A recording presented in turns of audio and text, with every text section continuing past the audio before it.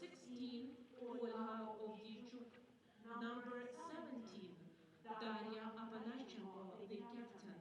Number 19, Roxolana Kravchuk. The head coach Наталія Зінченко. Представляємо вам суддівську бригаду. Арбітр матчу Рім Хусейн, Німеччина. Перший асистент Катрін Рафальські, Хорватія. Другий асистент Гваделупе Порес Аюсе, Іспанія. Четвертий арбітр Каролін Векер, Німеччина. The referee of the match, Rim Hussein from Germany. The first assistant is Katrin Rafalski from Croatia. The second assistant is Guadalupe Porras Ayusa from Spain.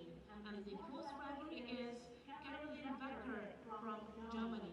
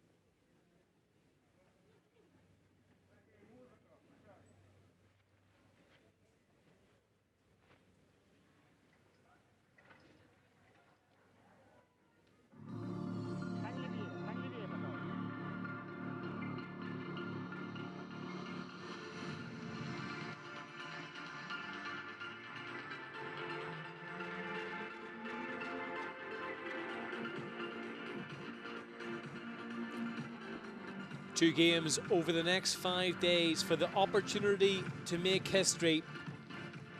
Northern Ireland's women's side don't want to miss this opportunity. A first ever European playoff against the Ukraine.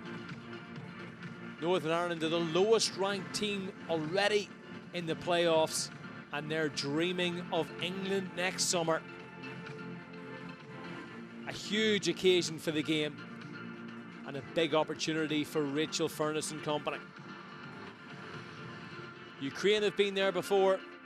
This is their fourth playoff. They've been successful on one of those occasions, making it to a major tournament. The scene is set.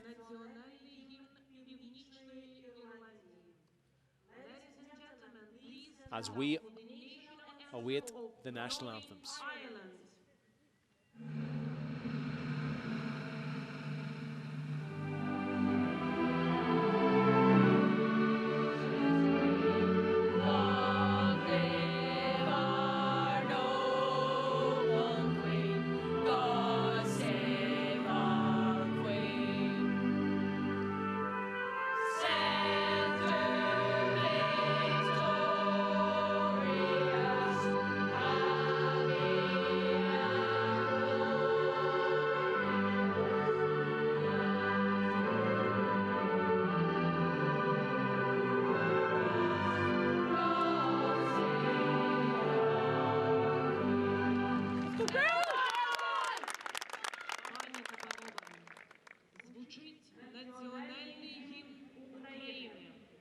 Ladies and gentlemen, remain standing for the national anthem of Ukraine. And now the Ukrainian national anthem.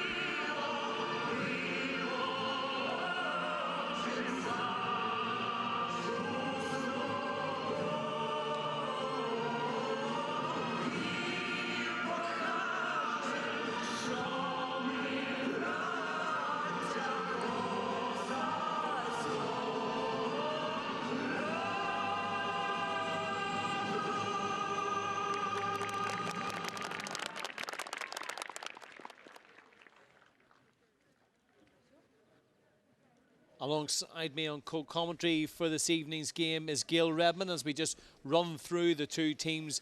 It's a pretty settled Ukrainian side, plenty of experience, particularly in defence and midfield. Kravets is a goal-scoring threat with 3 in the group stage. Nicole Kozlova has 4 goals in her 10 caps and is at Virginia Tech College in the USA. Daria Apanashchenko averages more than a goal every 2 games across her 61 international appearances. Proud moment for Marissa Callahan. The referee, Reem Hussein, is from Germany.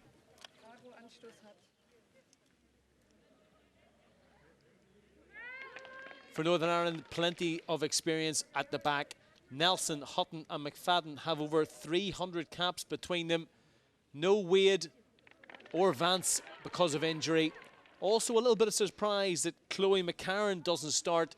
In comes McKenna and also Holloway.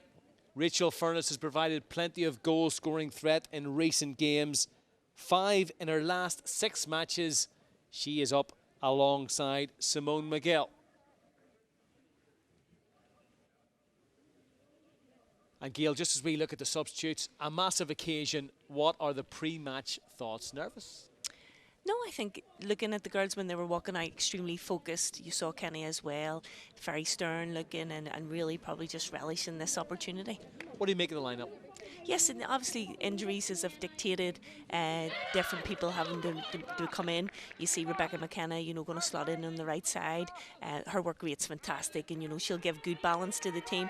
And then again, Rebecca Holloway coming into the midfield again with her experience playing week in and week out in the WSL. I think that's good to see. Is it fair to say that the Ukraine are the team that Northern Ireland wanted to get in the playoffs? When you look at the world rankings and you also look at the previous performances against Ukraine, you look back at that game in the Pinatar Cup last year, and yes, it was a defeat, but it was an occasion when Kenny Shields tried out a lot of young players and give opportunities. There's a feeling in this Northern Ireland squad, certainly in the pre-match build-up, that they feel this is a very winnable encounter.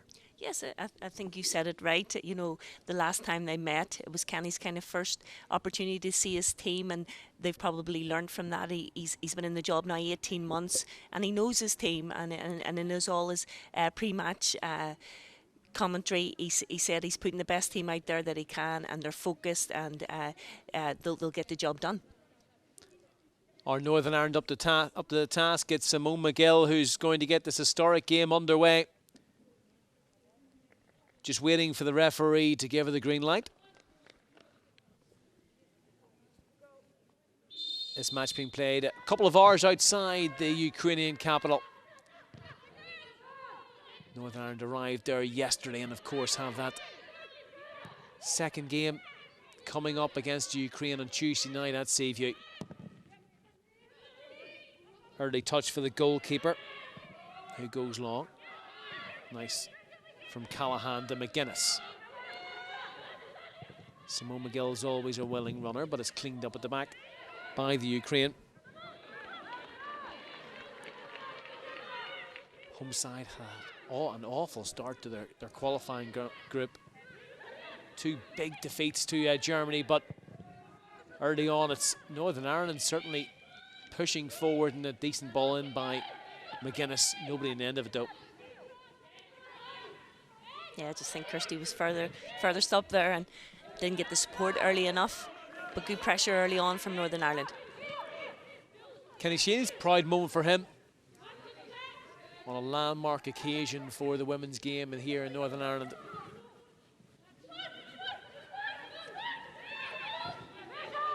McGill looks for support. Could be an opportunity for Marissa Callahan to fire it goalwards. It's been a confident start from the visitors, certainly on the front foot. As it's played back to Holloway. Just her second cap, Rebecca Holloway. Obviously no Demi Vance, who's been such a pivotal figure in the left side of a back five. Zinchenko, the Ukrainian manager, will know the pressures very much in the home side. So much expectation. They've made a major tournament once, as I mentioned earlier, but they've fallen at the playoff hurdle on a couple of occasions as well. They won't want that to happen as they mount their first attack. Ball in, tried to pick out a yellow shirt in the box. Back in once again, away by McFadden. Clipped in goalwards and an easy take for the goalkeeper. Just watching the movement there, Thomas, of the front line, it's very, very good in the box, and Northern Ireland are going to really need to be switched on and first to the ball every single time, like you did see McFadden winning that header. Northern Ireland playing out from the back, something that they have consistently done under Kenny Shields. At times it can look very risky, but he feels it's the best way to mount the counter-attack.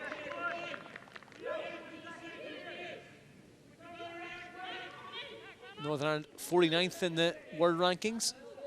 Ukraine 25 places above them. David against Goliath, it was described as by the manager. Rachel Furness trying to put Northern Ireland in the front foot. Holloway. It's been an advanced rule on a couple of occasions, even in the first 3 minutes. Kravhook has looked bright down this right side. Well tracked though by Hutton. So much responsibility, Gail, in that trio that I mentioned before, with over 300 casts between them. Hutton, Nelson, and also McFadden. And McFadden is a versatile player. We probably used to seeing her play more as a midfielder, but how do you think she'll settle into that back three? I think she's settling just absolutely fine. They're really good friends, those three, and I think it'll show tonight, you know, just seeing Ashley Hutton shepherding that girl down the corner. You know, that's what she does best. She's the best defender, and any 1v1s, you'll definitely back her. Flicked on by Furness. McGill comes deep, and Marissa Callahan does very well to squeeze it through to Furness. Overlap from McGuinness, got her head up. It's just Simone McGill in the middle. Lovely play, and a brilliant ball towards the back post. It was Caldwell arriving, and again, the trouble being caused by Kirsty McGuinness. Such an educated left foot. Scored a few huge goals in the latter stages of qualification, but she's causing issues early on, and there's the goal. The director missed it, but it doesn't look like Rachel Furness did. What a start for Northern Ireland. The goal-scoring hero pops up again. We don't know how it ended up in the back of the net, but those girls don't care, and neither will he. This is the start that we needed, Thomas. What an absolute brilliant goal by Rachel Furness, and we're going to get to see it here. Well, this is the earlier attack, I think, when the ball was switched out towards Kirsty McGuinness. And we're looking at the previous incident. This isn't actually the goal itself. Hopefully we will eventually bring it to you. Here is the goal kick. Ukraine trying to play out from the back. Here comes the pressure. Oh, and it's gifted to Furness. Gift wrap for the Liverpool player. And didn't she take full advantage? What a start for the visitors. Rachel Furness once more. 6 goals in her last 7 games for Northern Ireland's perfect 10.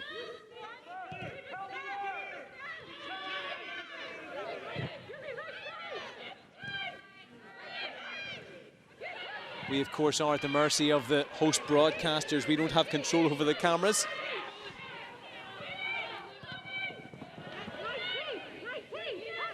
Or the scoreline, and it's a nervy start for Irina Sanina and the Ukrainian side.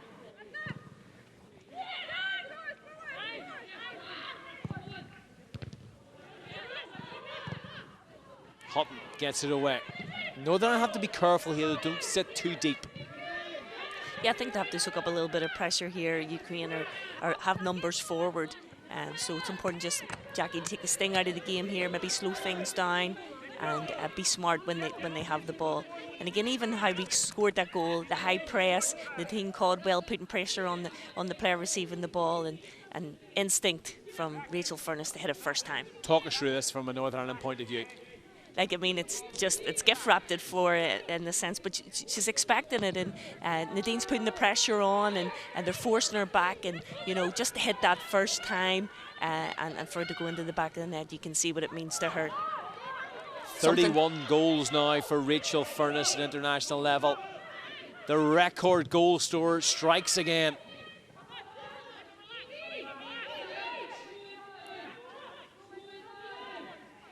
Sanina has been in and out of the starting lineup. I think we probably expected Sampson to start instead, a more experienced goalkeeper, and that won't do her nerves any good, will it? No, especially when you can see maybe cheaply like that from a goal kick. And it is the risk playing out from the back. It's something we mentioned from a Northern Ireland point of view at the other end of the pitch. It's proved to be vital. Yes, because anytime there's a set play, you're giving the opposition a chance to set up, and they would have practiced that. McFadden, mistimed her challenge right in front of the goalkeeper, and well, Sarah McFadden is going to be spoken to by the German official. It could well be that, yeah, there's a yellow card for McFadden. Has to be careful. Yeah, sometimes you hope to get away with that. Long way from goal though to make that challenge. In the middle of the park there, you hope to kind of get away with that one.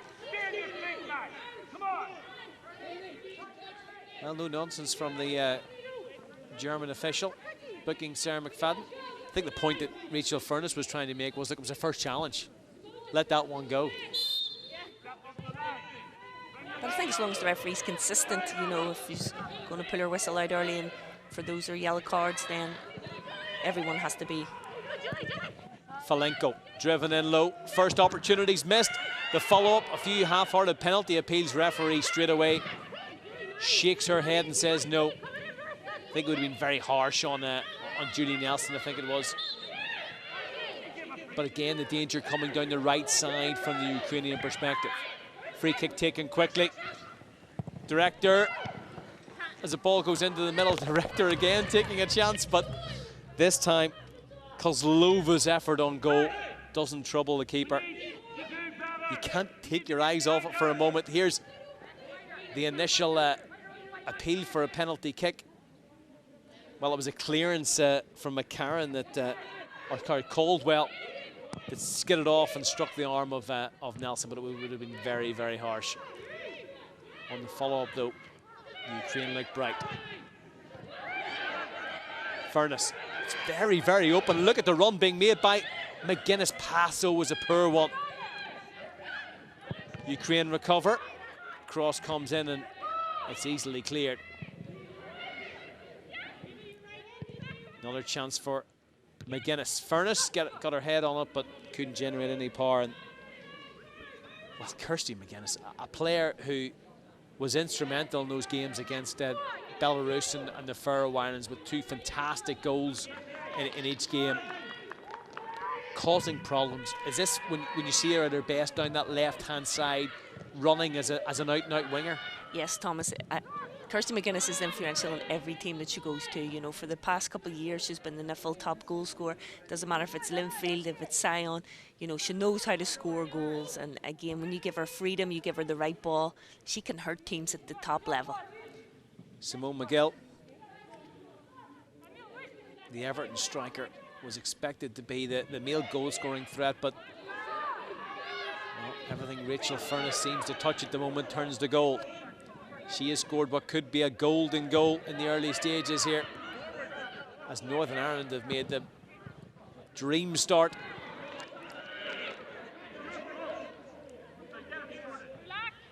Manager not happy with Rebecca Holloway. A little bit of a pep talk on the sideline. Yeah, I think he's asking for the ball to go forward there. You're inviting pressure on when we constantly go back, so that's good intentions from Northern Ireland early in these stages. Holloway again gets there, but all the gaps seem to be in this right-hand side. We haven't even mentioned, it's not just a goal, it's an away goal, which could prove to be vital over these two legs. And again, that's great tracking by Nadine Caldwell, nearly got her name right there. Fantastic work over on that right side, and that's what's going to be needed to do to fill in those gaps and not letting them get an easy counter-attack. I mentioned the previous encounters between these two sides. Both of them have been won by the Ukraine.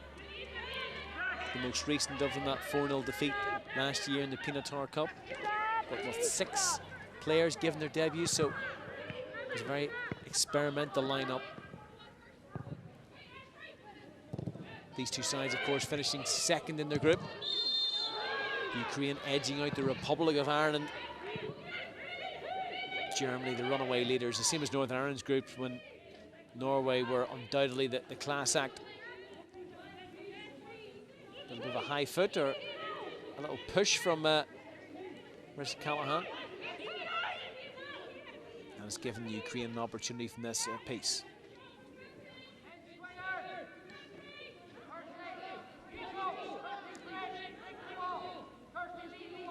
Apanchenko making her way into the middle.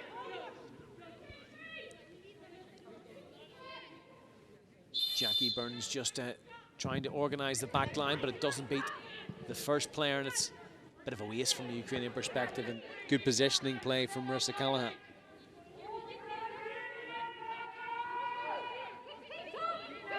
So it's 5 goals on this European adventure for Rachel Furness, as Northern Ireland have a corner kick to try and defend. Holloway just getting her toe to it.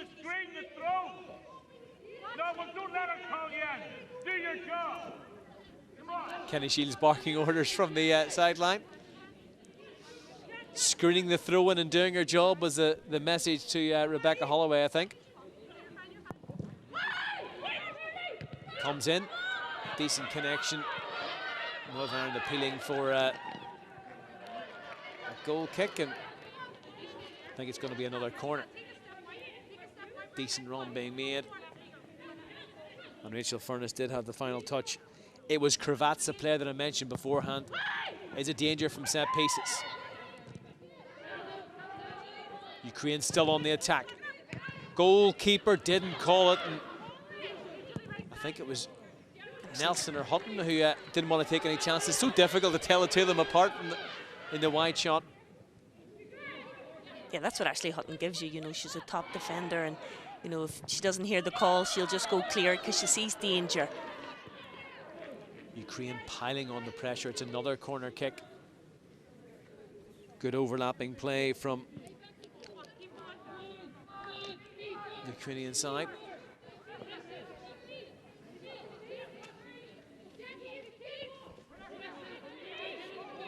Kravac again makes her way into the middle. Wojciech causing problems down this right side. Here comes the corner kick. Well organised again at the back. And how important is Rachel Furness? Because you probably think about the likes of Hutton, Nelson and McFadden in those situations, but so often it's Rachel Furness who in the air is making the challenge. Yes, she's crucial in every area of the pitch, and especially in set plays, because she's so dominant in the air. And again, there's her link-up play. She sees the game well, and Northern Ireland are on the attack. It's a super ball out from the back. Just overrun a little bit on this on the far side. Rebecca McKenna couldn't quite manage to keep it in play, but particularly around midfield, Northern Ireland are reaping the rewards of getting on the ball. Here is Furness, might have a go from distance. Instead tries to pick out the run of Marissa Callahan, had a little bit too much on it though. And I'm sure Kenny Shields would have spoken about the importance of the first quarter of an hour. It's gone better than planned.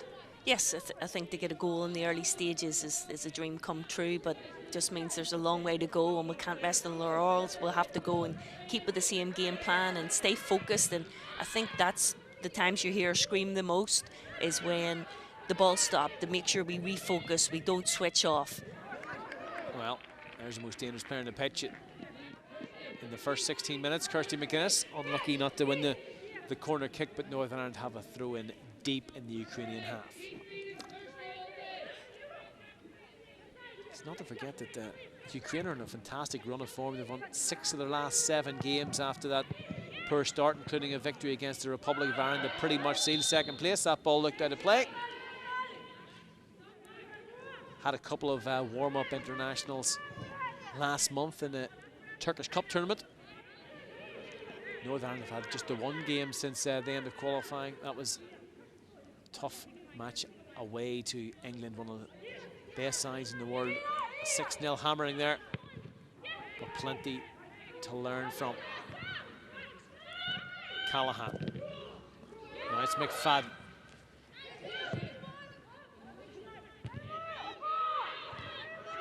Furness. So brave from Rachel Furness. Won the aerial duel and also won the free kick of Wojcik on the receiving end, and also Rachel Furness in some pain, but that just epitomizes Rachel Furness, her desire to get there first. She's a competitor, all right, and she is really what makes the team tick. She can pick the tempo up, she can slow it down, she puts her head in places where people wouldn't put their foot. What do you make about Sarah McFadden's positional play? Because we thought she'd play in a 3. It seems like she's pushing up a lot more. Yeah, it seems like she's seeing the pocket of space. You know, they're playing a 4-2-2-3-1, and there's gaps in between there, and she seems to be reading it, and Kenny's giving her the license to push into those areas and win the ball and move it quickly. Are Ukraine in some ways playing in the Northern Ireland's hands in the early stages? I'm actually quite surprised that the game has been open, especially in the final third for Northern Ireland, because normally in a 4-3-2-1 you're a wee bit more compact, but there's definitely gaps, and Northern Ireland aren't messing about tonight. They're going forward, and they're going forward quickly. We have another opportunity here. Furness has made her way into the middle. Lifted in by McGuinness. Could fall for Holloway, lifted goalwards in it. Well, it was a looping effort for her. And that will ease the nerves of the goalkeeper, Sanina. If you're just joining us, it was an early goal from Rachel Furness. Poor defending at the back, far too lackadaisical in possession, the Ukrainians. And, well, it gifted Rachel Furness a chance, and you don't need to ask her twice. She found the net for what was the perfect start. And so far, Northern Ireland have looked very solid. They have, and Ashley Hutton has been absolutely fantastic in these first opening 20 minutes. She's seen the danger, she's cleared it. You know, she's communicating well, and you hear Kenny there giving her praise, and she's really what we missed against England.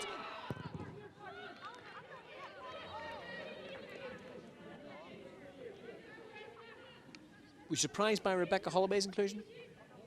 In the role, Just yes. a second cap for her after the game against England? Yeah, and I think that shows that when you've been playing well for your club and you're in season, that you'll get opportunities. Is it the most competitive Northern Ireland squad that there's ever been? I think so.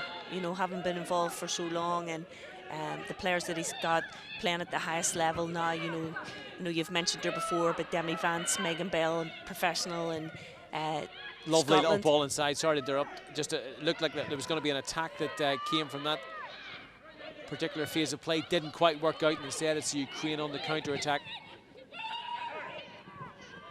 Sorry if you just want to pick up that point again, Gail. Yeah, I think there's just so many players now playing at a very top level, which makes the squad stronger. And then you still have the nucleus of the ones at the back, like Julie and Ashley, you know, with over 100 caps, you know, still playing, which is brilliant, and that's what you need.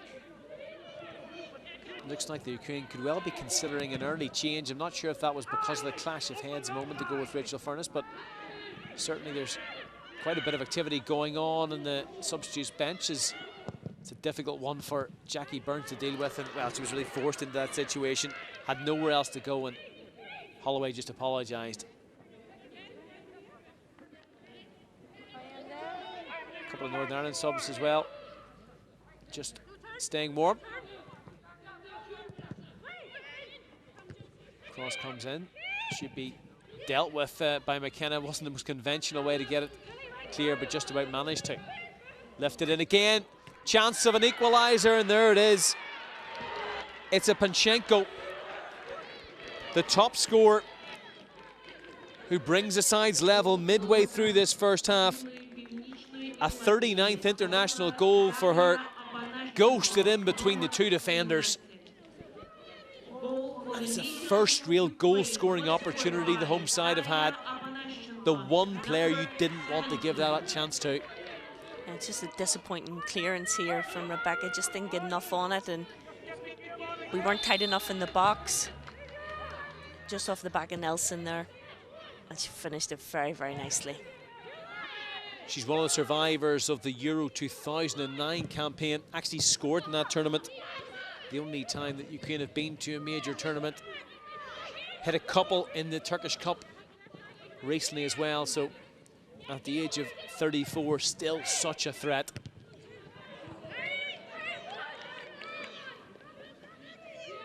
And Northern Ireland just have to settle themselves once again.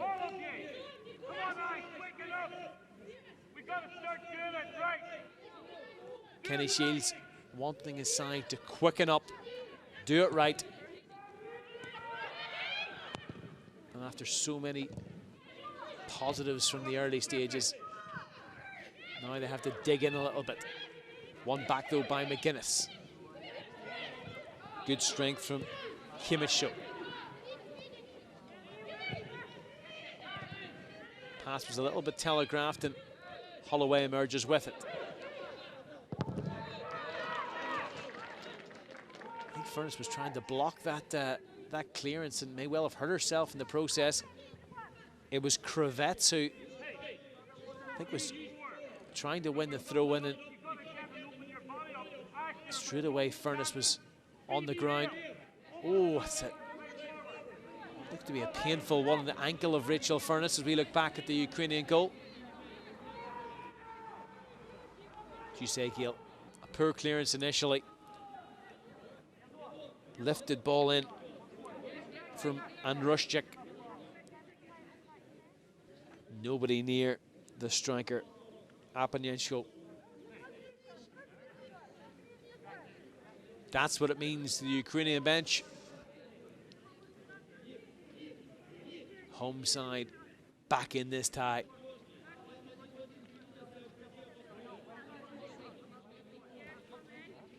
Our first goal against Northern Ireland, finding it twice in 4 minutes in the Pinatar Cup last year.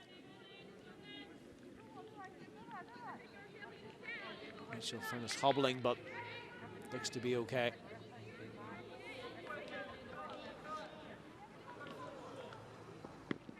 What are your thoughts midway through this first half? Yeah, I think that Ukraine, after the goal, have really come into the game and started putting Northern Ireland under pressure and getting numbers forward. And even in that glancing header, the number 9, Kozlova, who we talked about, it's a Virginia Tech, she was back post, ready lurking, you know, even to get a tap in. So you can see their intent. Northern Ireland just need to settle down here and, again, start playing football, getting the ball to Kirsty McGuinness and really putting them under pressure. Rachel Furness has been trying to get back onto the pitch for about a minute now, so Northern Ireland temporarily down to 10. Here comes Rachel Furness, who isn't moving in her normal fluent fashion, but the attack comes to nothing. It's Kimmich with the poor cross, and the goal scorer looks to be trying to run this one off. Yeah, I just don't think she locked her ankle. She wasn't expecting it coming and took a little bit of a sting there.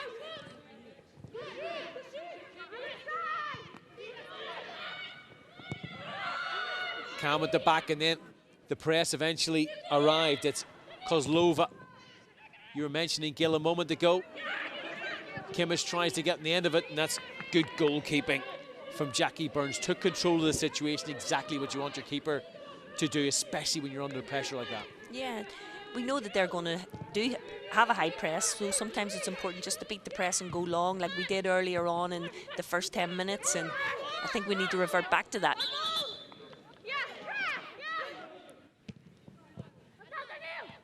The Ukraine have upped the intensity, upped the tempo, and well, this is better for Northern Ireland, pushing them back.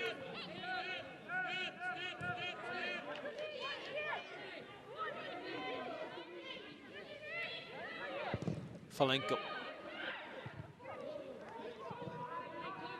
goes long, and the throw is going to go the way of the Ukrainian. You can see even from the manager's point of view, trying to get it back underway quickly. I got struck the hand of the Ukrainian.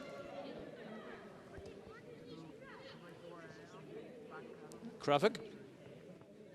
And Rachel Furness is down again, and this is worrying.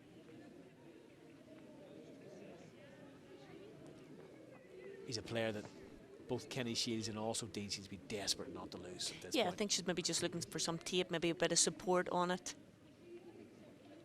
Another look back at the incident.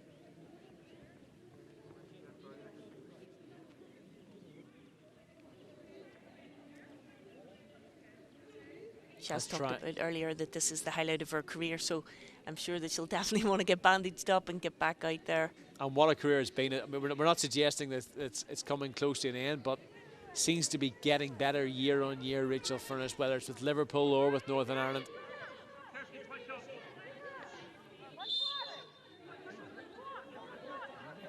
It is the left ankle.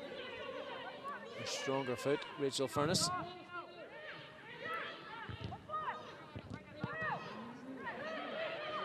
Ukraine looking to make the most of their temporary numerical advantage of players over here. Julie Nelson just stepped up. Kozlova involved. She's having a growing influence in the game. And Holloway tried to get it out of play, but couldn't really clear as far as the Ukrainian player. The shot from Andrushchuk, who provided the cross for the goal, was a poor one.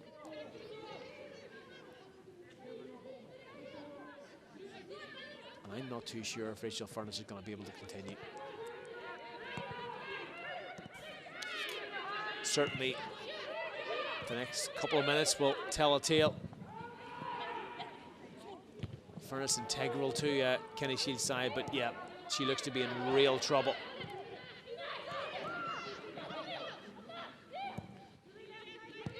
Work towards the left-hand side.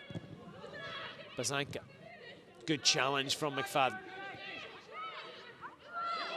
Looks for support, and it's away by Hutton. McFadden again.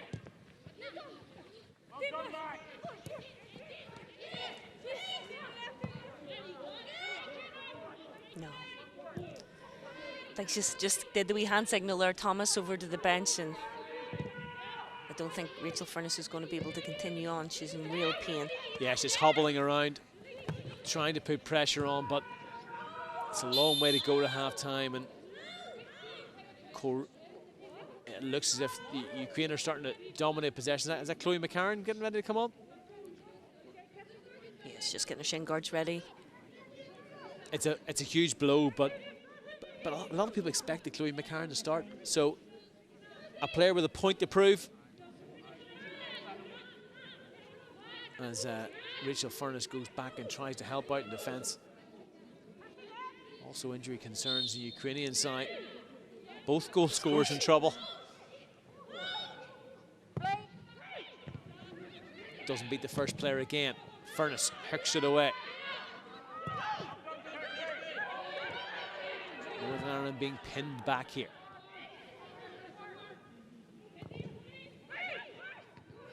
Another dangerous ball in.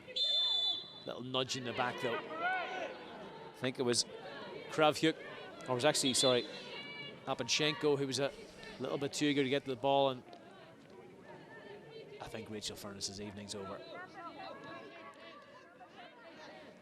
It's absolutely devastating for her. You can see it Well, on you her can see the face. emotion Yep. on her face, just how much it means to her.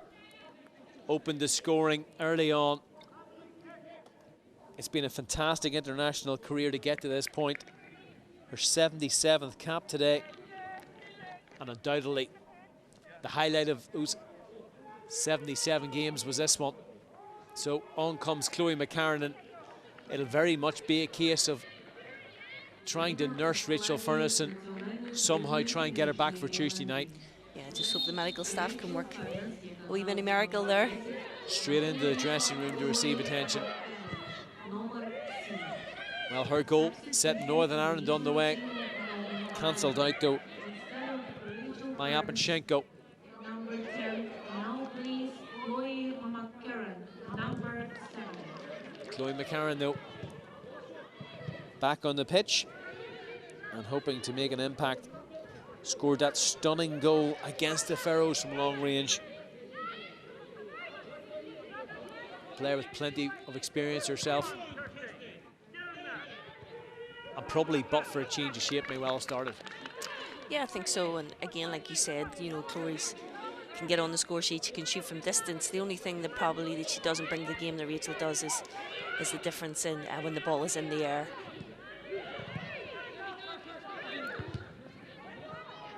Supply to McGuinness has been shut down over the past 10 minutes or so.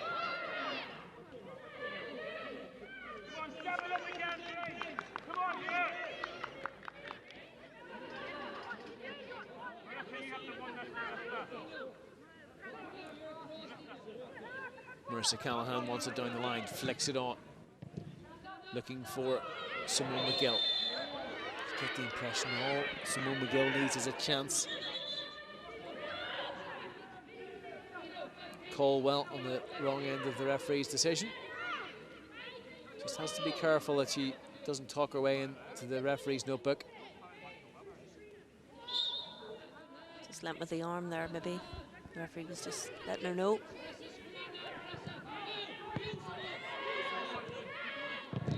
It's brilliant. That's exactly what Northern need, Thomas. We need a wee bit more pressure on the ball. Don't give it an easy pass for them to get into the final third. And in the absence of Rachel Furnish, you need the likes of Simone McGill to step up and lead the line. Such an experienced player. Made her debut as a 15-year-old Simone McGill. Also scored the fastest goal. Career. Yes, fantastic. What, 11 seconds? She did, it was there. Well, it took Rachel Furnish a little bit longer today. It was early enough, though, but it's going to take something to beat that 11 seconds. I think she'll also, was it Alex Morgan's world record that she managed to grab as well? So I think if she scores after 11 seconds or 11 minutes, or with 11 minutes to go, Northern Ireland won't care this evening. It's all about digging in and getting a result. Well, you can see what Chloe McCarron thinks.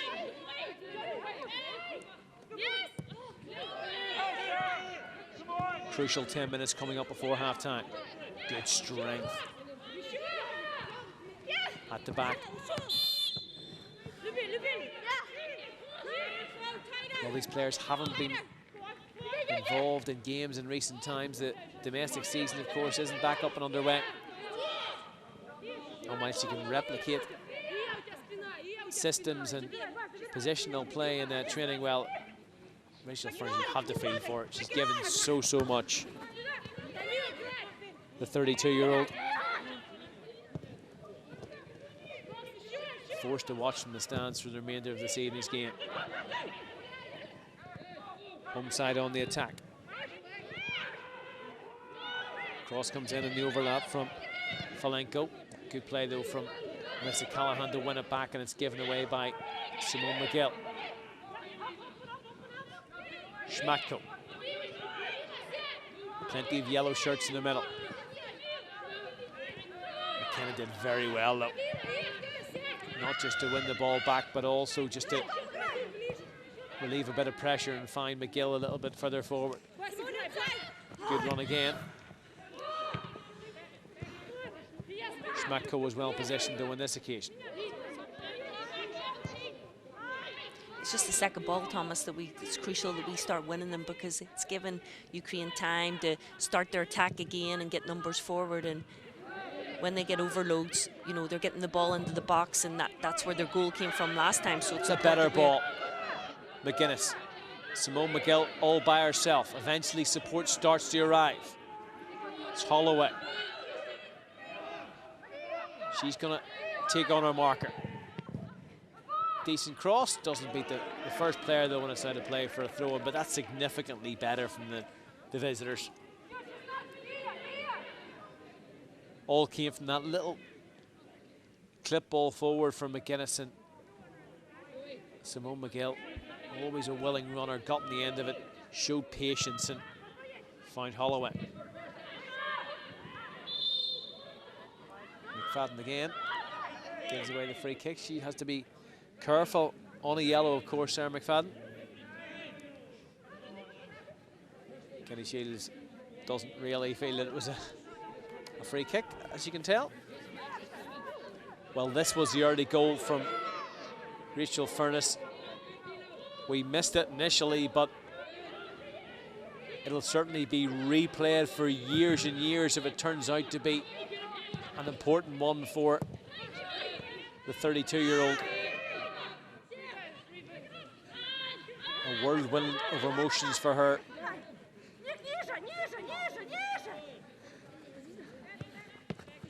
Hopefully she's okay for the return leg. 5-day turnaround before the second match at Seaview.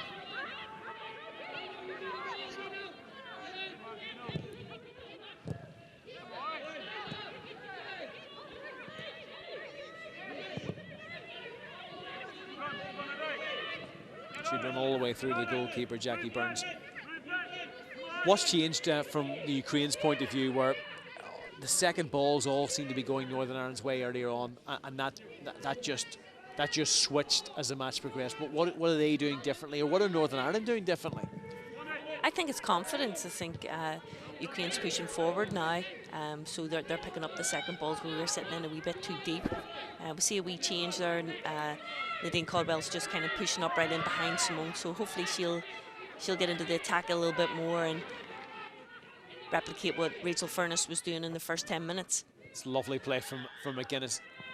Beat her marker 2 or 3 times, but just couldn't find any space for the cross. And I think that's the point she's trying to make, where she got her head up, nobody was in the middle. Lovely little bit of skill again, but she's causing problems just like she has done throughout this game.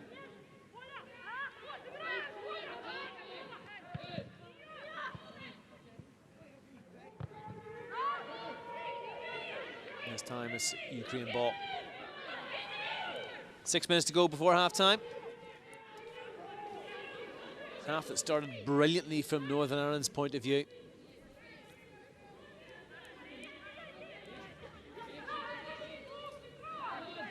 Euro 2022 taking place in England next year. 16 teams will be involved in July. There are 3 playoffs for the final 3 spots being played over the next couple of days. Northern Ireland, the lowest ranked team still left in the competition. Can the underdogs come up big? Falenko won it just above Kirsty McGuinness, and I think Marissa Callahan is arguing, saying that should be a Northern Ireland throw-in, and the decision is switched. Not too sure about that. Looks like it was her big toe, but she won the argument. We'll take it. Well, the Ukraine will be furious if something comes from this throw-in. Northern Ireland scored at the start of the half. Can they find a second in the final couple of minutes? Well, this time the throw goes the Ukrainian way. Maybe tried to even it up there.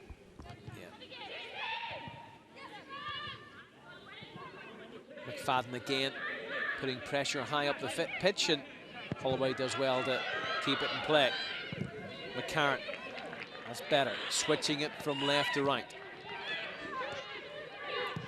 McFadden wants it again. Always seems to be an outlet, Sarah McFadden, very comfortable in possession.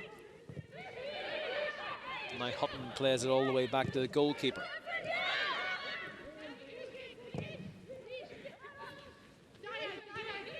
McFadden involved once more. McGill. Free kick's gone away Northern Ireland. I think it was for a little tug of the jersey. It's really good hold-up play by McGill, and that's a free kick in the right area. 4 minutes to go. Well, I think it's Ashley Hutton who's coming from the back. Of course, it was that Hutton goal away to Wales that started this adventure.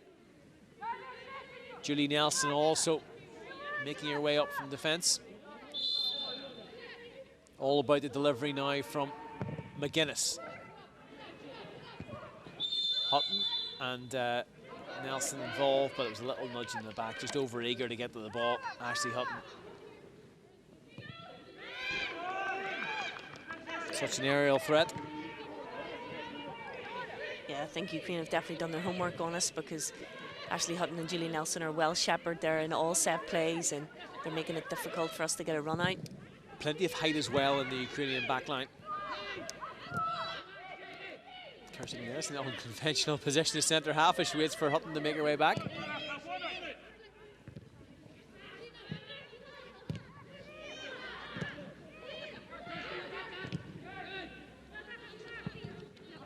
It's got a little bit scrappy the last couple of minutes.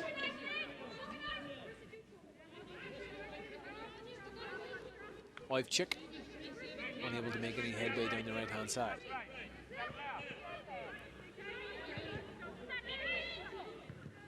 Northern have recovered well from the equaliser, because it was very much a case of the Ukraine on the ascendancy. Just as I say that, the home side could have an opportunity down this left-hand side. Switched in towards Kozlova, who has looked very bright. But all in all, it's been a very disciplined first half performance, especially when you take into account the loss of Rachel Furness. Please for handball, given. It was Chloe McCarron closest to it. Just flicked it off the arm of Kimmich. You have to say, Thomas, the referee's been very consistent. You know, she's quick with her whistle, and she's continued to do it throughout the first half. And as a player, you're okay with that. I mean, that was a question I asked you earlier on about when McFadden was booked. It was such a quick decision to make, but in fairness, she stuck by the same routine every time and made those quick calls. So it's consistency, isn't it? That's what players want. No real contentious incidents so far. Waved away that half-hearted appeal from the Ukraine for a handball against Julie Nelson in the penalty area, but it's been an open game. Referee hasn't been too involved, and it looks like it's going to be level at the break, unless there's late drama in this first half. Home side building from the back. Basanka switches inside, but again it's McFadden putting pressure on, got a toe to it, and I think referee's going to play advantage, and all of a sudden it opens up options left and right for Caldwell. McGuinness tried to play it in early. Should Simone McGill be maybe gambling there, or does Kirsten McGuinness just need to take a touch and give it a second? I think she needs to take a touch and go forward. I think probably a wee bit of fatigue, you know, setting in now, because they've had to work so hard this first half, and it's just important that they stay disciplined and focused right until the end. Wojcik onto her left foot, ball bouncing around the penalty area. Could be an opportunity for the Ukraine, but it's into the arms of Jackie Burns from Kimmich. Not the most convincing piece of defending at the back from Northern Ireland, but well, when the shot eventually came in, it lacked any power. I think Julie Nelson just did enough there, didn't she, just to put her off. And 3 minutes of injury time to be played at the end of this first half.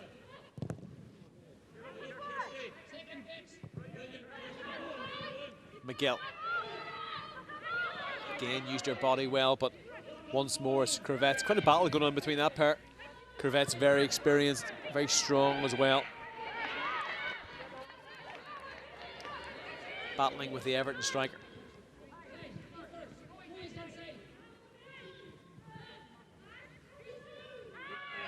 McGill did well again. I think glanced round at the referee, felt that she should have had a free kick, but official decided otherwise.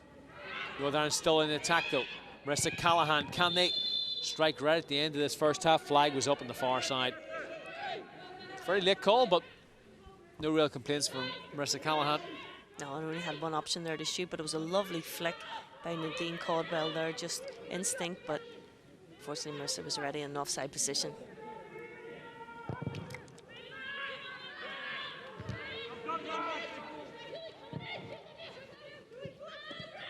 McCarron.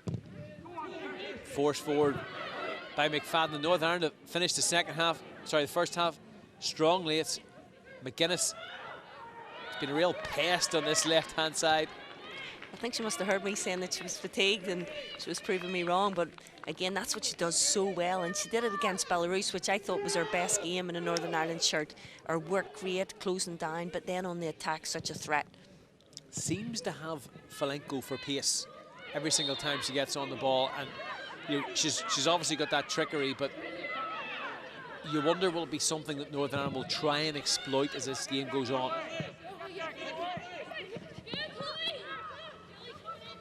McCarron does well. Hasn't looked out of place since coming on. She certainly hasn't, and a great wee early first touch settled the nerves. And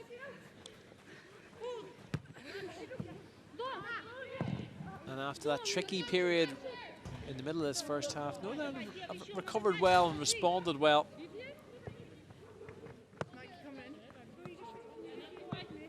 We'll feel that they're right in this game.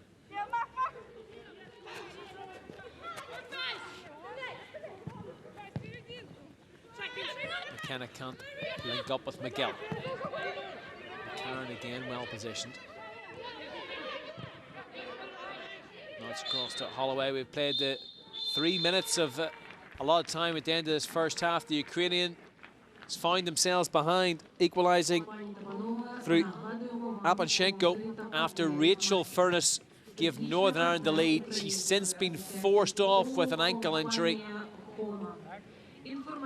Ukraine didn't create too many goal-scoring opportunities. It's level pegging at the break. The Ukraine won, Northern Ireland won. We'll be back with the second half very soon.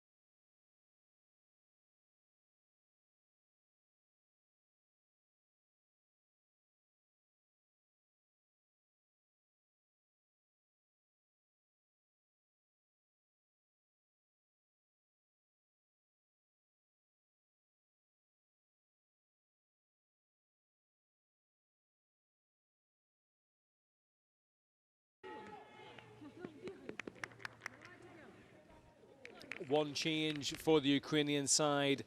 Pant Sulyana, who had been expected to start, comes in place of Andrechak. The substitute very much an attacking threat. Interesting switch from the Ukrainian point of view. Scored against Greece in the group stages. Mainly operates as a lone striker. So could end up being a little bit of a change of shape from the home side's perspective. Interesting to see how that evolves as we get the second half underway. Gail Redmond, former Northern Ireland international, alongside me. As Northern Ireland, well, are on the ball momentarily at the start of this second half. Second leg, of course, coming up live on television on Tuesday night from Seaview, the home leg of this encounter. How Northern Ireland would dearly love the scoreline to remain the same and have that advantage of the away goal to take the Seaview. If you're just joining us, Rachel Furness scored that Northern Ireland goal but was then forced off with injury. Ukraine didn't create too many goal-scoring opportunities, but their top scorer, Apanchenko, managed to ghost in between the two centre halves and nodded it past Jackie Burns to equalise.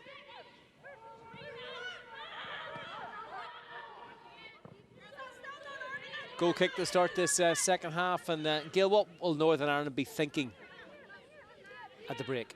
I think Kenny will be probably re-emphasising his game plan at the beginning. You know, there was times during the game he wasn't happy with either we're sitting too deep, he wanted them to go faster, quicker, and he'll just probably be reinforcing all those things that we're still in the tie, we're in a good position, but there's 45 minutes to play. Would you take this? Would Absolutely. You take 1-1? You just want this to be over, don't you, in many ways? I'm sure Northern Ireland fans are the same. Mentioned the David against Goliath tag. The visitors very much the underdogs against an experienced Ukraine side. With a fine run of form, 2 players down, referee plays on. It looks to be the Northern Ireland player who's come out worse, still on the deck. And McKenna, her clearance just about managed to find a teammate. It was Sarah McFadden who was down. Marissa Callahan. McGill tries to get across the near post, makes a connection and doesn't get enough on it. Well, it looked like she got her toe to it, Simone McGill. It was a brilliant cross from Marissa Callahan. Super play from her to pick out the Everton striker. And, well, all it needed was a touch. Interesting to see that back as Nelson just guides it back to the goalkeeper at the other end. Yeah, what a pass down the line. First of all, by Kirsty McGuinness, they find Callahan, and the way to pass was key, and very unfortunate that McGill just didn't get the right connection. Kimmich. Across to the goal scorer. Decent play from the Ukraine now as they try and get a shot on goal. Plenty of Northern Ireland bodies in the way, though. Apanchenko. Away by McFadden. Kimmich, well, played it further forward, but I think the Ukrainians were aware that they were in an offside position. That was really important defensive play by Holloway there. Some defenders dive in there, but she was patient. She just kept her good distance and defensive shape, and thankfully it came to nothing.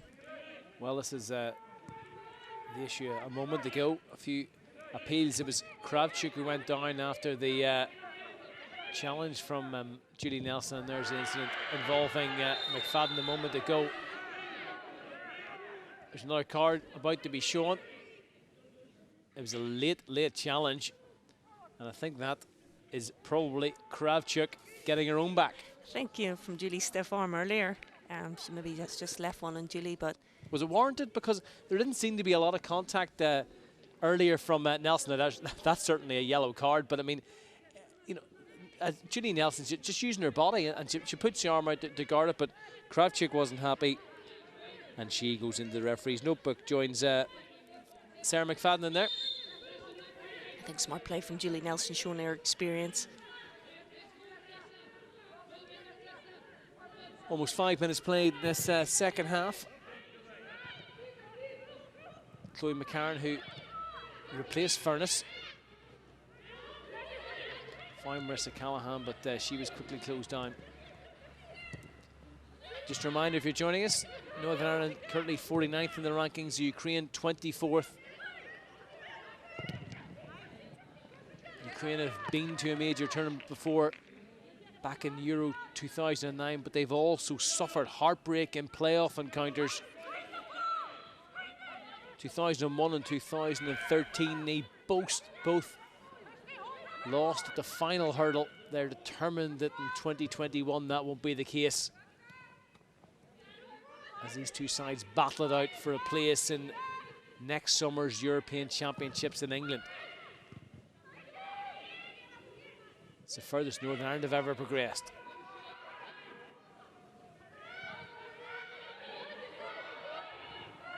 Pinned back in the early stages of the second half.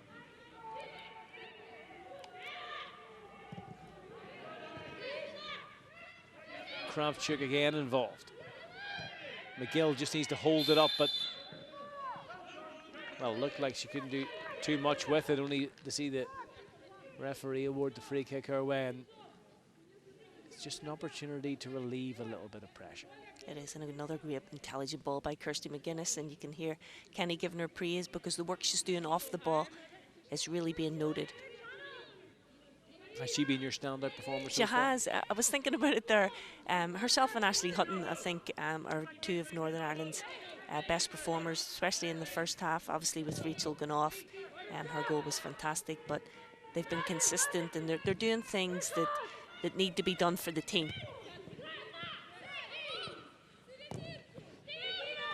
Caldwell does well. Possession back though with the right back, Falenko.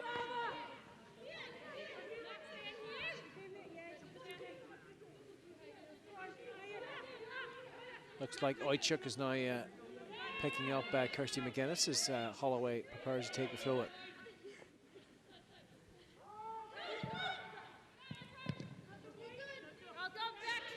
Well, both these sides had very poor starts to the group.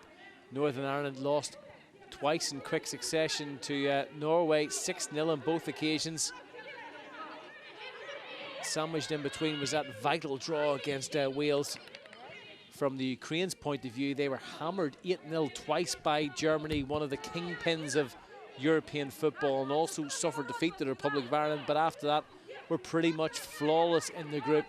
Fantastic run of form. Booked their place in the playoff, and Northern Ireland try and threaten us in the side netting from Simone McGill, who's causing issues at the start of the second half with their runs towards that near post. And that's always so good to see from a set play, from a throw-in, being able to turn and get a shot off from your movement. Fantastic. Sanina hasn't had too much to do apart from that early mistake that led to the goal. Visitors will be determined to try and work the keeper more in the remaining 38 minutes of this game. And this could well be an opportunity from the resulting free kick. Furness, a goal scorer, always a threat from set pieces, having to watch on though on this occasion. Caldwell did well. Really good to see she was trying to break a line there, trying to go forward with the ball. Well, you can see all the matchups in there. A lot of focus on Hutton and Nelson. Didn't run as far as McFadden. Caldwell keeps it in play, but can't really do anything else with it. Aspenchenko moves nicely through the lines. A strong challenge from McKenna. But it's given back to the Ukraine, who have numbers over here. Northern Ireland filtering back well, though. Here comes a cross. Again, it was towards Aspenyenko. The follow-up from distance is held on to by Jackie Burns, who has looked very comfortable with Kimmich this time. Jackie Burns hasn't had a lot to do, but has always looked very comfortable behind that very experienced back line. Decent build-up play? It has been, again, the runners running through. Northern Ireland did a super job of picking them up, make sure they were matched up correctly. And nervy moments at the back as Burns just about gets it away. Every time we go to a slow-mo, you're worried that the director's missing something on the pitch.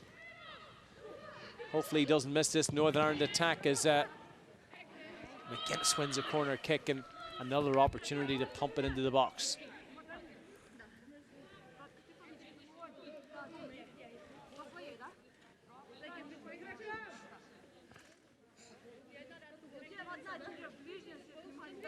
McCarron makes her way up. I think Kirsty McGinnis is just tying her laces.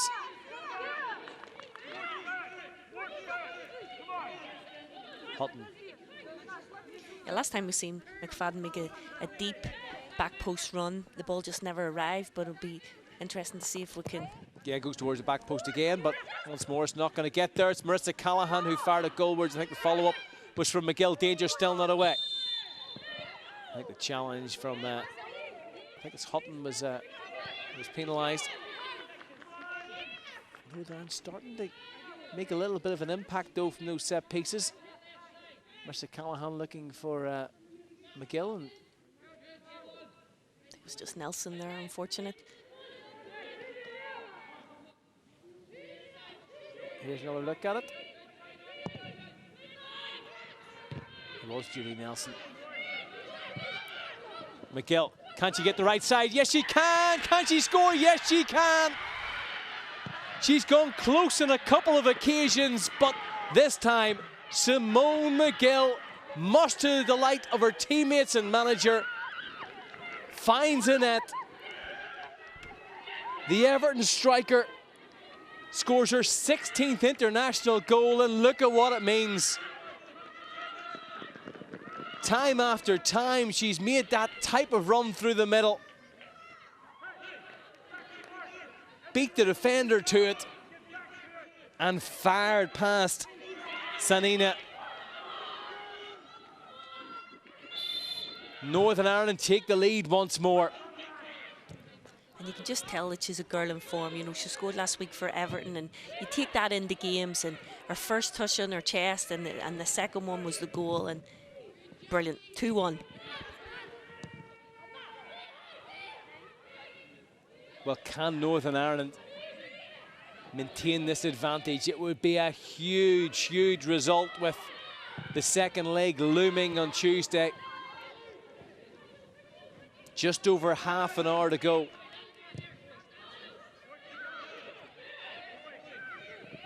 So Northern Ireland's two top goal scorers from qualifying strike in the playoff. McGill, who missed the games against Belarus and the Faroe Islands, back in the starting lineup and back in the score sheet.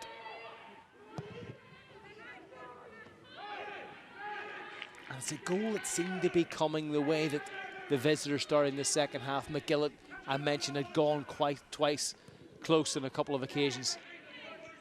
Yeah, and that's just the momentum, isn't it? We've started the game well, we've restarted the game well. Now it's this next 10-minute period that, you know, we kind of had a lapse last time that's going to be important, that we stay focused and we keep good shape, and the leaders on the team give the instructions and confidence stays high. Will Kravets feel she should have done better? Well, she totally got out-muscled, which has been good, because she's really kept Simone quiet, you know, for the majority of the game. And again, that's it, isn't it? You know, for 89 minutes you can keep a striker quiet, and then for that 1 minute that you don't do your job, it's going to be costly. And unfortunate for defenders, that does happen. Simone McGill has been around the international squad for such a long time. Are we starting to see the best of her now, as she probably reaches her peak in her mid-20s, playing outstanding, with outstanding performances for Everton as well? You mentioned some of the goals she scored, and a real stunner recently for the Merseyside club. Yeah, sometimes she's matured as a person, and, you know, she's been a professional now for probably 4 or 5 years. I think you're just seeing that consistency more. You know, for me, she's always been a great player, but I think it's the consistent performances you're seeing now in a green jersey that's probably making her stand out. has a real goal-scoring threat, as we've just witnessed. But she's a worker. You know, that's why she fits into the Northern Ireland team so well, because she doesn't stop. But for all the work rate and you're running down the challenge, you have to have that clinical nature, something that she has in abundance. When you look at her goal-scoring record now, just over 50 caps. I think it's her 63rd cap and her 16th goal, and the majority of the time she's been playing as a lone striker. Yes, again, and you know, living on scraps and been doing the dirty work for the team, but her composure she showed for that finish is just it's top drawer. Well, I asked you, would you take 1-1? You said yes. You take their arm off at 2-1. Sure, it's not 90. I think it's going to be a long half hour potentially, but the way that Northern Ireland are playing, they're on the front foot. And I mentioned some of those performances in qualifying, particularly the result against the Republic of Ireland. I was watching some of the highlights just as Kunina, another player we expected to start, comes in. 3 goals in qualifying, and it's her 12th cap. She's a right-sided attacker, the 21-year-old. Will provide a little bit of spark up top, but watching the highlights of that Republic of Ireland game, the Ukraine were very, very fortunate, and it was a criminal error from the Republic of Ireland to concede the goal that effectively ended their qualifying hopes. But Northern Ireland fancied this one, and it shows. Yeah, and I think you need a wee bit of luck when you're going into tournaments and the playoffs.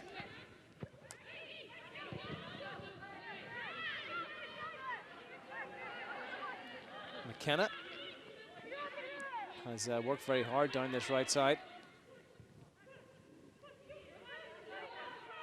Nelson, again, uses her body so well, just invites the challenge, and this time it's Kunina sucked into it.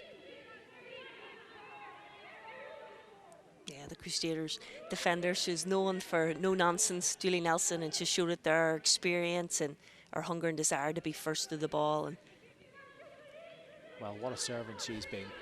She is winning her 116th cap this evening, the first Northern Ireland female ever to win 100 caps at international level. She's also played hockey at a high level too in Europe with Ballymoney, but football her first love, and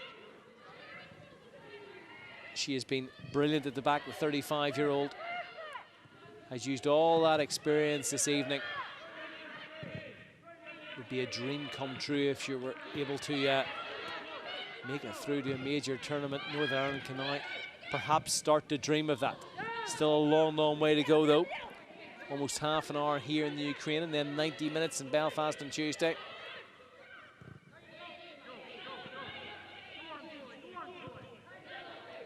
they're starting to pick up the second ball that we didn't see as much of in the first half, and you see Kenny praising them for that. Good pressure by McKenna, and then Chloe picking up the second ball, and it means that Ukraine have to work so much harder to get the ball back. How impressed have you been with the work rate, the intensity, given the fact that a lot of these players haven't played that much competitive football? Yeah, for me, it's the hunger and desire and the belief that the Kenny's given this group of players. And, you know, when we mentioned it a wee bit at the beginning about the players that are missing through injury, and this group's just come together, and, you know, they're playing for them as well. You know, it's a collective, and it really shows, especially over the 63 minutes that's just gone. The substitute, Panchulaya, receives a yellow card, so it's a second yellow card from the Ukrainians, just the one from Northern Ireland's point of view, with Sarah McFadden early on getting booked. Poor free kick, but Ashley Hutton gets another opportunity.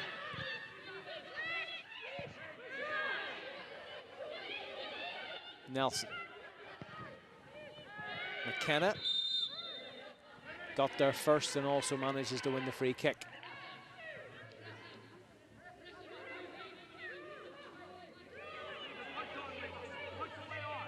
I think, is this another look at the goal? Well, it's brilliant from McFadden. We didn't see that initially. We thought it was a through ball, but it's a commanding header, and Simone McGill does the rest. And even Rachel Furness hobbling in the dugout enjoyed that one. I think she's kicking every ball and heading every ball, Rachel Furness. And if you think of Northern Ireland's 2 goals that they've scored, they both came from goal kicks. Both very, very avoidable from the Ukraine's point of view. And it's brilliant to see that we're capitalising on those mistakes. All about that pressure high up the pitch. It's been a factor of Northern Ireland's play so far, and they're reaping the rewards. McGuinness. McFadden was challenging for it. Caldwell's had a growing influence in this game. Lifted in again by McGuinness, but nobody was there.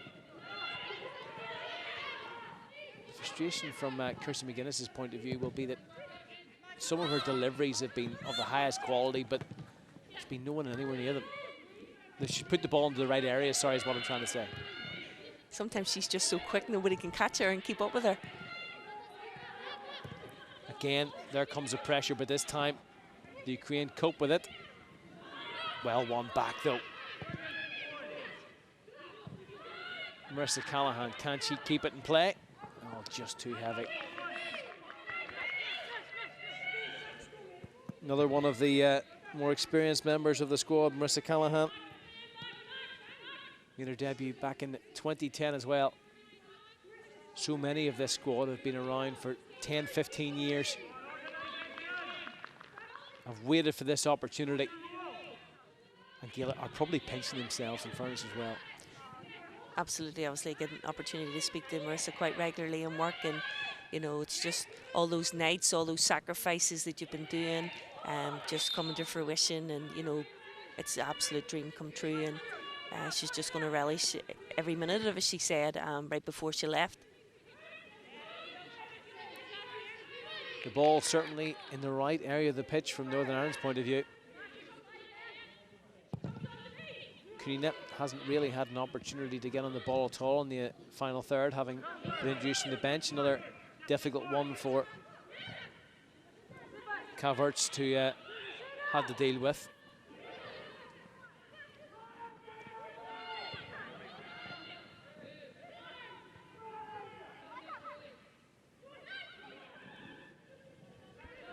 Kunina forced backwards to Basanka. This is better from Ukraine. Struggling about nicely in the final ball. Couldn't link up with the striker. It was Kozlova making that run. And you do get the impression that if the Ukraine are going to get back into the game, it's going to be through the involvement of Kozlova, because all the danger seems to be coming down the right-hand side. 3/4 of the job is being completed here in the Ukraine. Just off Marissa Callahan. Very tight though from that angle, but looked to be just about a yard off.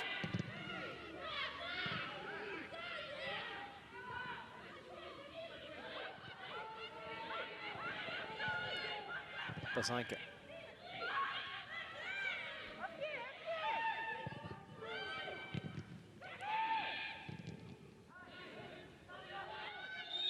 Challenge comes in, and well, Caldwell thought it was a soft free kick. Kimmich again involved. There's a real dynamo in and around the midfield sector. Little nudge in the back. Yeah, she didn't really know anything about it, and just unfortunate with the clearance from Nelson, just didn't go far enough. And well, it's Apanchenko, the goal scorer, who fancies it. Very much looks to be lining up an effort on Jackie Burns' goal. They've committed a couple of players forward, but you'd expect this is going to be an effort for Aspenjenko over the wall. I think it was a comfortable enough stop from Jackie Burns. I think that's what you call one for the cameras. Just about to say, maybe she's letting us all know she's still here, she's in the game. Yeah, always look to have it covered. Got good distance on the punch as well. And that's exactly what you want from your goalkeeper. Such an experienced goalkeeper when you look back, played in a national championship game as captain over in the States, was on a college scholarship. Back with Glentoran last season, and I think he's back in America at the moment, but such a reassuring force at the back. Sent off so early against Belarus, you forget that, and whilst Becky Flaherty came in and was outstanding, Burns is very much viewed as a number one, as the ball's missed by both McGuinness and their marker, Falenko. Plenty forward in green. Caldwell plays it in. McGill on that left foot, and it was a lovely first touch, just blocked by the defender. A great overlap by Holloway there, you know, to get into the attack. So deep and smart just to play a nice simple ball down the line to McGuinness, and it was put in the right area by Nadim. Yeah, good block from Shamatko. A battling McFadden does very, very well to find Chloe McCarran. On the deck, still managed to force it towards a teammate. And talking about other sports, you know, McFadden was also a top netball player, played netball for Northern Ireland as well as a youth, but thankfully chose football as her number one sport. Has a bit of defending to do right now. It's a vital touch. I think it was McKenna who got a heel to it. As Kozlova's forced out. Ukraine powering forward, and it was Kimmich who certainly is leading the fight from the Ukraine. That was great cover and defending by Julie Nelson there, just seeing the danger and coming in early. Recycled back. Pansiana. Cross comes in. This time it's Hutton, I think, who gets it away. Even McGill's back helping out. Anywhere will do from Northern Ireland's point of view. McKenna, good strength again. She's grown as this game has progressed, hasn't she? She really has, and I'm just wondering if, you know, Kenny will look at the bench here, you know, maybe to get some fresh legs on, because the girls have put in such a shift so far. And not just thinking about tonight, but also looking ahead to Tuesday. I mean, a lot of these players haven't played a lot of football, so how conscious will he be of that? Yeah, I think so. I think he, you know, he said before the match he has a strong game plan, and you know, now possibly missing Furness. We don't know how she's going to recover, but he wants to get the job done here first. Kunina towards the central striker. Oyvchuk lifted in once more, and a little flicked header should be claimed by Burns, and is. Again, it was the experienced Hapanchenko. A few worried faces on the Ukrainian bench, and you can understand why. Very much favourites going into this game, and whilst there's just over a quarter of an hour remaining, they're still very much in this tie over the two legs. They were expected to brush Northern Ireland aside. And sometimes expectations, you know, maybe if you've always been used to being the underdog, there's not much pressure on you, but having the home tie first, all the pressure on you, can be a different task to take. McGuinness to Holloway, and now it's back with Caldwell. The three at the back has certainly worked so far,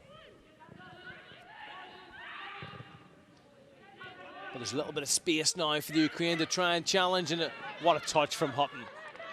Got there just ahead of the oncoming Oyvchuk. Had the timer perfectly, Ashley Hutton. Nice link-up play again, and well, that's exactly what you earmarked at the start, Gail, about the quality that Ashley Hutton has. She's just done that for years in her career, of seeing the danger, having to put the last-ditch tackle in, and she's a total credit to Northern Ireland over her whole career. Still defending to do. Goalkeeper came for it, got just enough on it, and then it's a scuff clearance by McFadden, but the hosts can't avail of it, and it's Pansuliana, who had been playing very much as a lone striker and seems to be a little bit deeper, just as Laura Rafferty looks like she's going to be introduced. Who do you see making way? I would definitely say she maybe come into the middle of the park here. Maybe Nadine Caldwell might make way for her. Just more of a, maybe more of a defensive role for Rafferty, just to sit in and.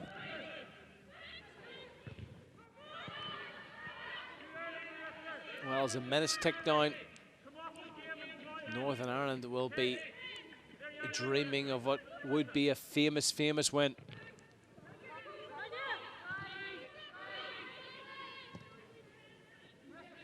At the back, it's Kravets. She's been given a torrid evening by Simone McGill. Bassana goes down, and it's McGill this time who may well be hearing from the referee. No, it's actually, I think it's actually Kenny Shields who's been spoken to.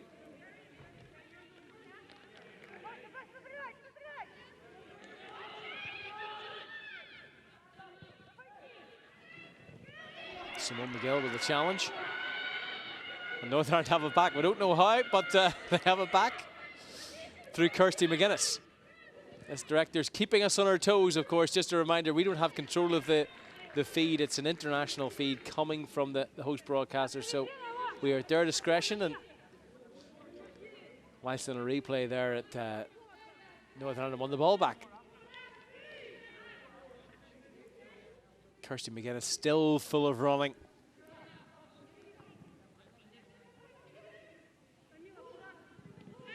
Still no sign of that switch with Rafferty introduced.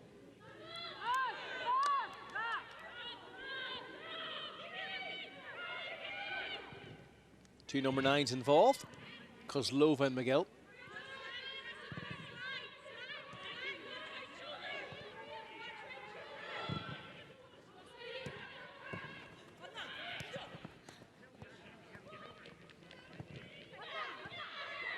Switched back to the substitute, Pansuliana.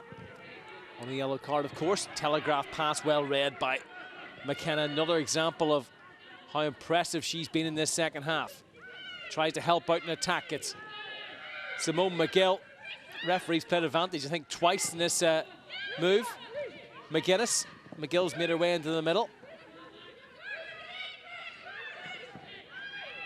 Goes down, and then referee allows Ukraine to try and counter-attack. Oh, McKenna does brilliantly once more.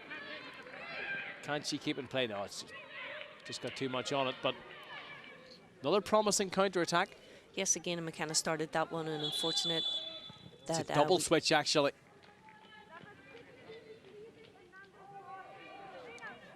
So it's Waitling and Laura Rafferty coming on. Watling at Charlton. Laura Rafferty is at Bristol, and well, it's McFadden who's making way, and how much of that has to do with the yellow card? Yeah, I would maybe say a good wee bit. And you called the other one?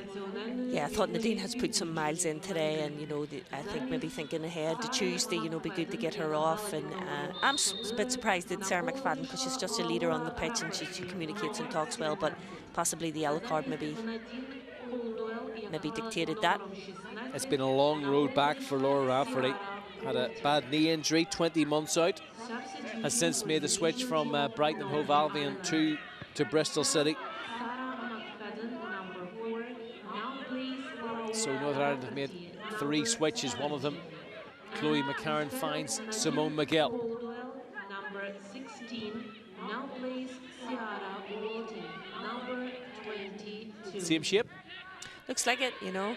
Looks like that Laura Rafferty will just sit in behind where Sarah McFadden was and did good defensive duties, picking up the ball, switching it early. Holloway can't shift it forward. Well, we're almost in the final 10 minutes. The Ukraine need to create something. Wojciech works it down to Kanina.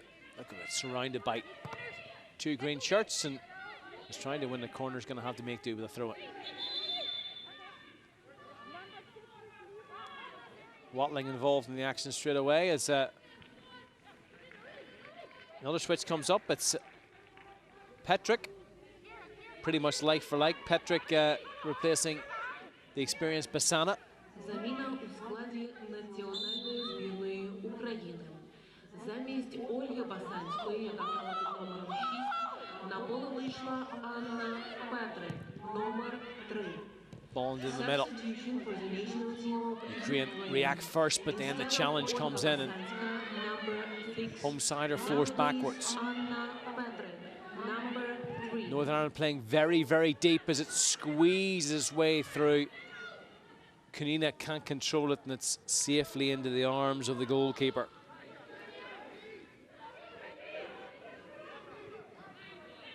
Nelson. Rafferty straight away under pressure. Gives it away. Tries to make amends. McKenna does brilliantly. Not for the first time. Well, if Kirsty McGuinness was the star of the first half, certainly McKenna's in with a big shout about being the standout performer in the second. Yeah, I just wonder what Kenny said to her at half-time. Just maybe It's worked. Whatever he said, it's worked. he's given her a few tips because she's definitely been on the front foot. She's more confident in herself.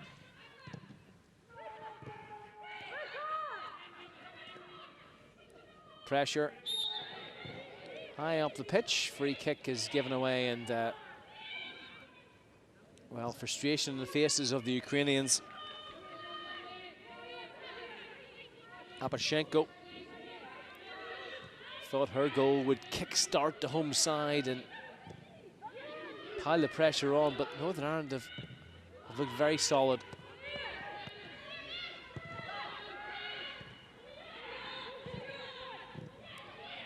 Panchiniana. Little through ball doesn't work out, and Watling just slipped as she tried to clear it. Huge 7.5 minutes coming up. Kanina wins it back. The playmaker lifting it into the middle, but Judy Nelson in the right place at the right time, like she has been on so many occasions tonight.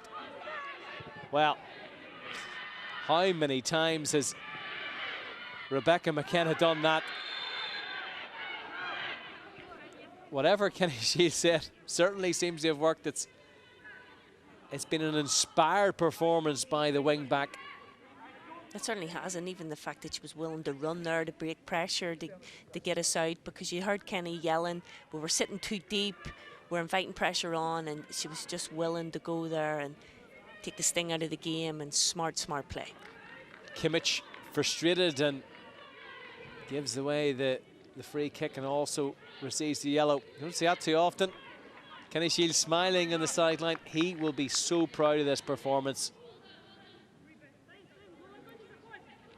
For 83 minutes, they've pretty much been flawless. It was a soft goal to give away in terms of the marking, but apart from that, Jackie Burns hasn't had too much to do. Another switch about to be made. Another one of the experienced faces coming on. And Drukov. Yeah, possibly the last roll of the dice for Ukraine to get something. Again, it's a fairly defensive player coming in, although I think instead Kalinina will make her way on without running the play. Yeah, it did. Seconds ticking away, and you can see the urgency from the Ukraine now. Rachel Furness nervously watching on. Here comes the press. trying to trap the wing back. Almost works out, but the pass through was straight at Laura Rafferty, so the ball very much still in the Ukraine territory.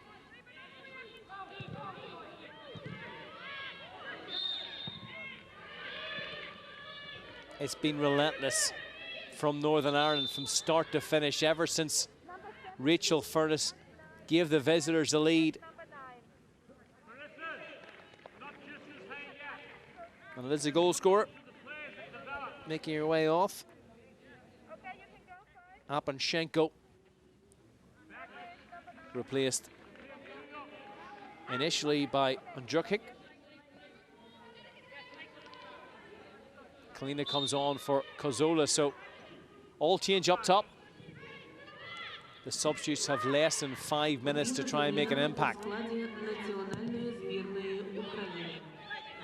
But the ball's very much in the wrong area of the pitch.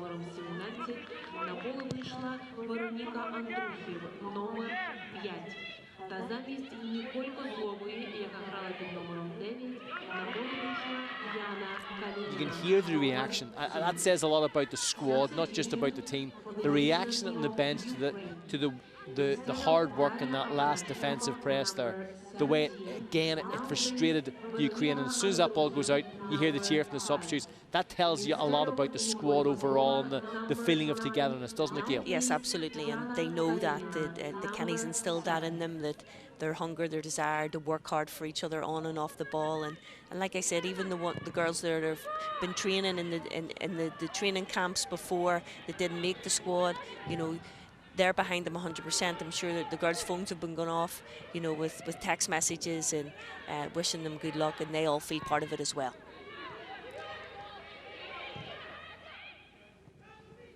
3.5 minutes to go.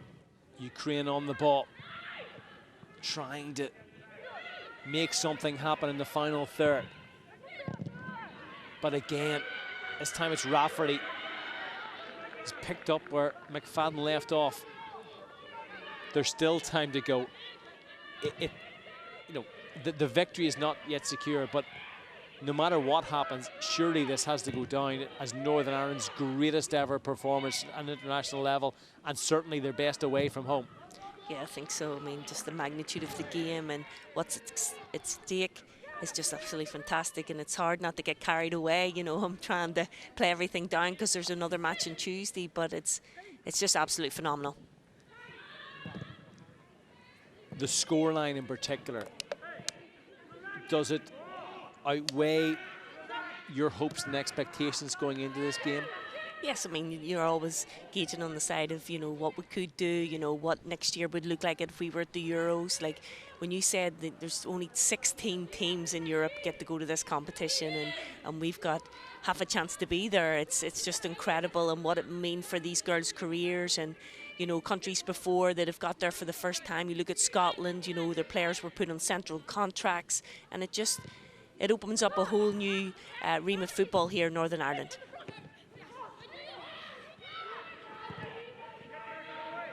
But it's still not over. The home side pushing for what could prove to be a vital equaliser.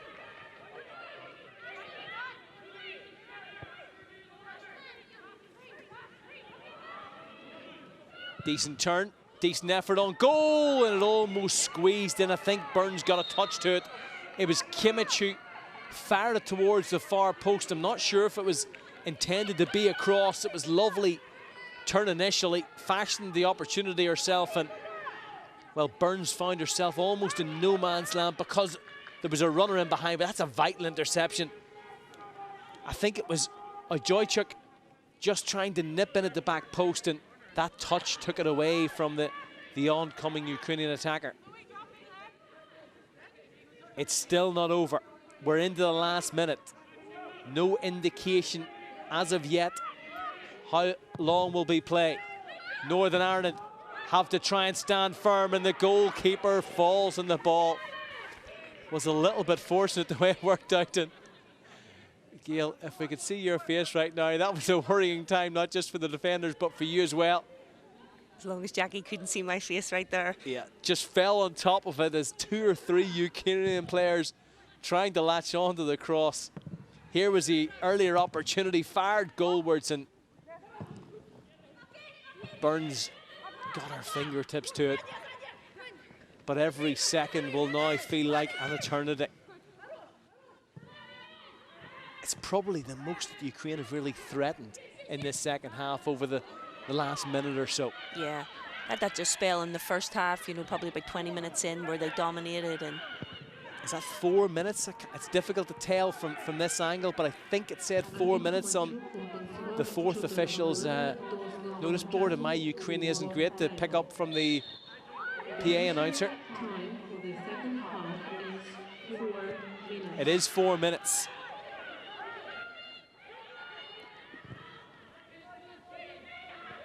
The home side pushing.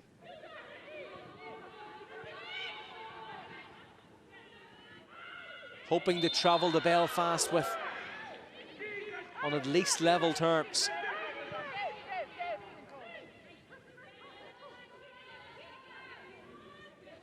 Northern Ireland give away the free kick. It's McKenna who gets there. An agitated Kenny Shields knows this is an opportunity. Two in the wall, lifted in. Goalkeepers come for it, got a good fist on it, and then it's flicked on by McKenna. Danger still not away though. Good defending from Hutton, not once but twice. What leadership from the Linfield defender. Pumped in again.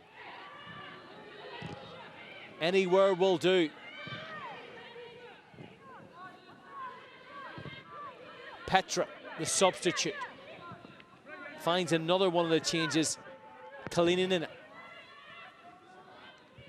Rafferty wins it in the air. Everybody's played their part. Northern Ireland trying to make a switch, trying to bring on Kelly.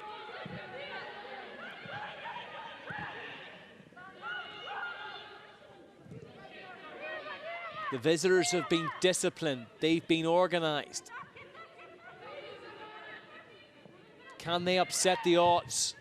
Again, it's a player in green who gets there first. We're halfway through injury time. Call comes for the goalkeeper. And Jackie Burns is gonna take her time. Was that the final opportunity? Don't think the Ukrainian manager expected this. Very few expected it outside the Northern Ireland camp.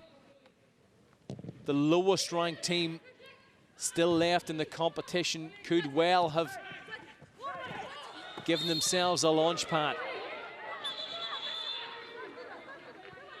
Away from home in difficult conditions, they've produced arguably their greatest ever performance. I think Sam Kelly's just wondered if she's getting on or she's not. She's been waiting patiently, and unfortunately there's no time left, it seems, for birthday girl Danielle Maxwell. Have to make sure I get her a wee mention today. Well, I think she'll certainly remember her 19th birthday. All of these players will remember this occasion if they can hold out for another 45 seconds plus any additional time that's going to be added on for that substitution.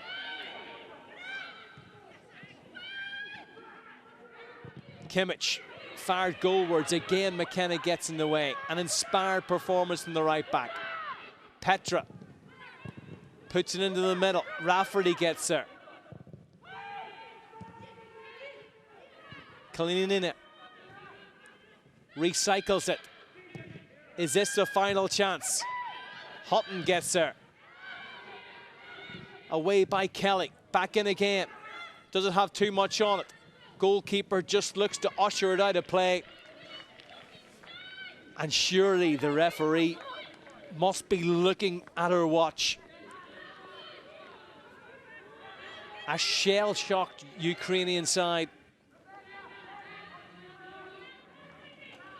Is Simone McGill the match winner? Has her goal sealed a famous, famous victory for Kenny Shields' side? Dismay in the dugout. Rafferty and McGill combine to get it away, but it's a landmark night for Northern Ireland. Look at what it means. The most famous night for the international women's side. Hugs all round. Simone McGill and her teammates have created history. The underdogs in the first leg of this two-legged encounter have given themselves the advantage to come to Belfast. A massive night lies in store at Seaview on Tuesday. It will be live on BBC television. Northern Ireland with the advantage. Gail, an emotional moment for the players, and as you, a former player, must be so proud of that performance. Oh my goodness, it's just incredible. Just to think of the journey they've come. When we first did the Norway game, and you know, it was a tough game. Norway was relentless in their attack, and didn't ever think at the end of this journey we would be here at a playoff game, and with the 2-1 advantage heading back to Belfast. It's incredible for all the people that's involved in Kenny Shields' his team and his staff and the players, but then the players in the background and the people that's made this happen. It's really a joyous moment. Confirmation of the scoreline. Northern Ireland away from home have defeated the Ukraine by 2-1. McKenna was exceptional. Furness put Northern Ireland on their way as she's embraced by Holloway. Then after the Ukraine equalised, up popped Simone McGill with a famous goal on a famous night in the Ukraine. Northern Ireland on top in the most vital statistic. It was an even encounter across the majority of other stats, but all that matters is that scoreline. As it's finished in the Ukraine, Northern Ireland 2, the Ukraine 1. Sports Sound on air from 2 o'clock tomorrow on BBC Sounds and BBC Radio Ulster. No doubt they'll be reflecting on this famous night. Then it's a live local football stream as Warrenpoint Town host Coleraine. That's at 5:30. You can watch all of the goals from all of the games on BBC Two television on Monday at 11:30. That will also be available on the iPlayer. And then what could be an historic night live on BBC Two television, 7:30 on Tuesday. Don't miss it. The second leg as Northern Ireland welcome the Ukraine in this Euro 2022 playoff. They have the advantage at the halfway stage. It's job done after 90 minutes. Can Kenny Shields players complete what would prove to be history as it finishes in the Ukraine 1, Northern Ireland 2. We'll see you on Tuesday night.